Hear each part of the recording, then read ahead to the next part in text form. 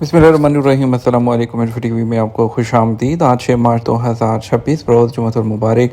Saudi अरब की ताज़ा तरीन खबरों के साथ मैं हूँ वसीम। सऊदी अरब की हरमा बदलती हुई सूरत हाल, सऊदी अरब के बदलती हुई खबरों पर नजर रखने के लिए आप भी इन्फो टीवी को सब्सक्राइब करके बेल आइकन प्रेस कीजिएगा।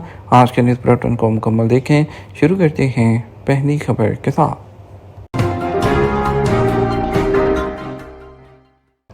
तवानाई की बचत के लिए तालीमी इदारों के ऑनलाइन क्लासेस और मुलाजमीन के वर्क फ्राम होम की तजवीज़। खिते में जारी जो सूरत हाल है उसके बायस पाकिस्तान की हुकूमत ने खिते में जारी कशीदगी के बायस तवानाई की बचत के लिए मुख्तलिफ तजावीज़ पर गौर शुरू कर दिया।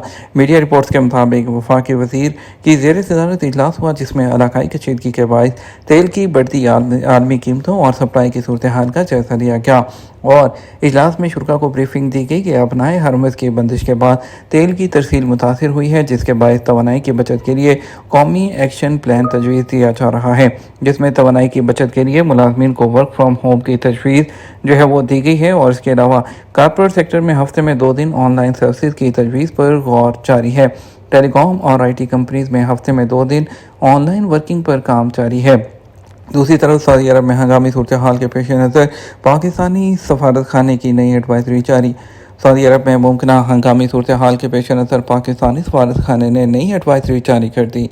पाकिस्तानी शहरियों को हदायत की गई है किसी भी एमरजेंसी की सूरत में फौरी तौर पर एम्बेसी से रब्ता करें। पाकिस्तानी एम्बेसी के मुताबिक सऊदी अरब में मुकीम पाकिस्तानी बिलखसूस विजिट वीज़ा वाले या उम्रा की अदायगी के लिए आने वाले लोग सहूलत के लिए एमरजेंसी नंबर पर रब्ता करें। सफारत खाने का कहना था ज़रूरत पड़ने पर पाकिस्तानी शहरी लैंडलाइन नंबर 01266891149 और 012669237 पर रब्ता कर सकते हैं। एडवाइजरी में बताया गया है कि शहरी मोबाइल नंबर 0563870732 और मोबाइल नंबर 0542099348 पर भी सफारत खाने से रब्ता कर सकते हैं। सफारत खाने के मुताबिक तमाम सऊदी शहरी जो सऊदी एयरपोर्ट्स हैं उस पर भी पाकिस्तानी सफारत खाने का अमला तैनात कर दिया गया है, ताकि किसी भी एमरजेंसी की सूरत में पाकिस्तानी शहरियों की रहनुमाई और मदद की जा सके। सफारत खाने ने पाकिस्तानियों को हदायत की है कि वह सूरत हाल के पेश नज़र जारी हदायत पर अमल करें और किसी भी एमरजेंसी की सूरत में फौरी तौर पर रब्ता करें। सऊदी अरामको आर्जी तौर पर यम्बो बंदरगाह इस्तेमाल करने का ऐलान। सऊदी अरामको ने खाम तेल की महफूज तरसील के लिए आर्जी तौर पर यम्बो की बंदरगाह इस्तेमाल करने का ऐलान किया है। आज न्यूज़ के मुताबिक अरामको का कहना है तेल की तरसील के लिए आर्जी तब्दीली का मकसद सार्फिन को तेल की महफूज और मुसलसल फराहमी के अमल को यकीनी बनाना है। अरामको ने वादे किया कि बदलते हुए ऑपरेशनल हालात में अपनी सरगर्मियाँ मौसर अंदाज में जारी रखने के लिए इकदाम किए जा रहे हैं। ये इकदाम इस बात की अक्कासी करता है कि सऊदी अरब के पास खलीजी अरब और बहरा अहमर दोनों जानब स्ट्रेटेजिक बरामदी बंदरगाहें मौजूद हैं। हालात के मुताबिक तेल की तरसील का रूट भी तब्दील किया जा सकता है ताकि एक्सपोर्ट में कोई रुकावट ना आ सके।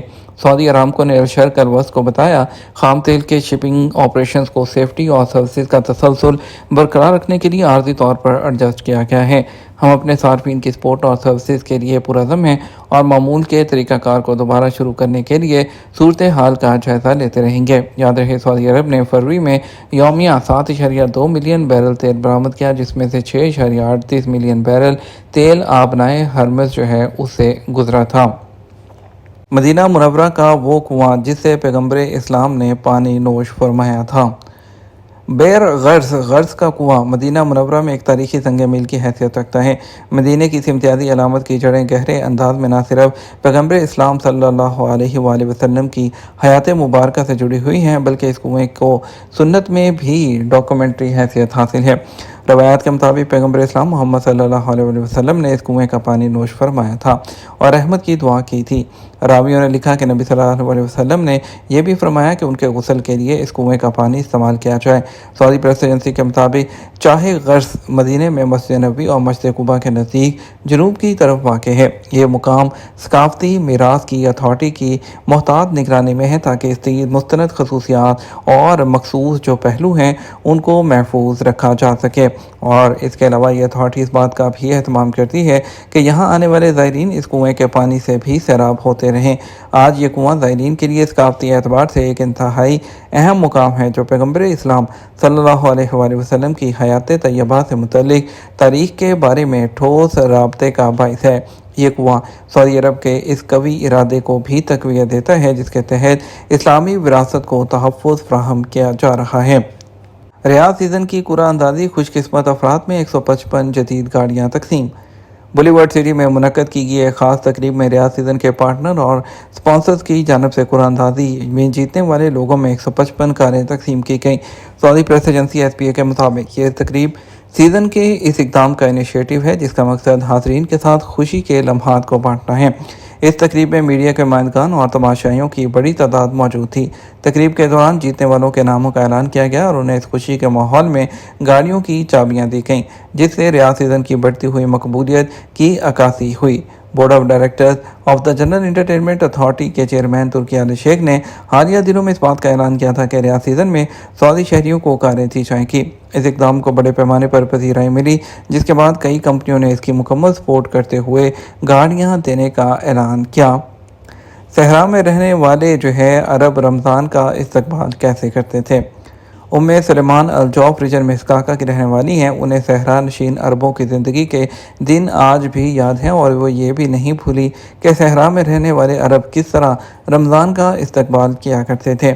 ان یادوں کو دہراتے ہوئے سلیمان ماضی میں کھو جاتی ہیں اور بتاتی ہیں کہ تب زندگی بہت سادہ تھی اور آپس میں تعلق بہت گہرا اور مضبوط ہوا کرتا تھا، اور یہی اس زمانے کی بنیادی شناخت تھی۔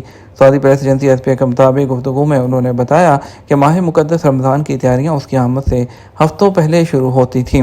خاندان کے لوگ نسل در نسل چلے آ رہے اس زمانے کے روایتی طریقوں سے شعبان کے مہینے کے دنوں کا شمار ذہن میں رکھا کرتے تھے۔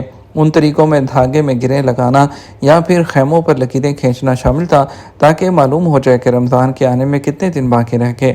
اس زمانے میں وسائل بہت محدود ہوتے تھے، لیکن پھر بھی فیملیاں اپنے لیے کھانے کی چیزوں کا انتظام کر لیا کرتی تھیں، اور وسائل کی یہی کمی دراصل صحراؤں میں نصب خیموں میں زندگی گزارنے والے ان عربوں کے باہمی رشتوں کو طاقت دیا کرتی تھی۔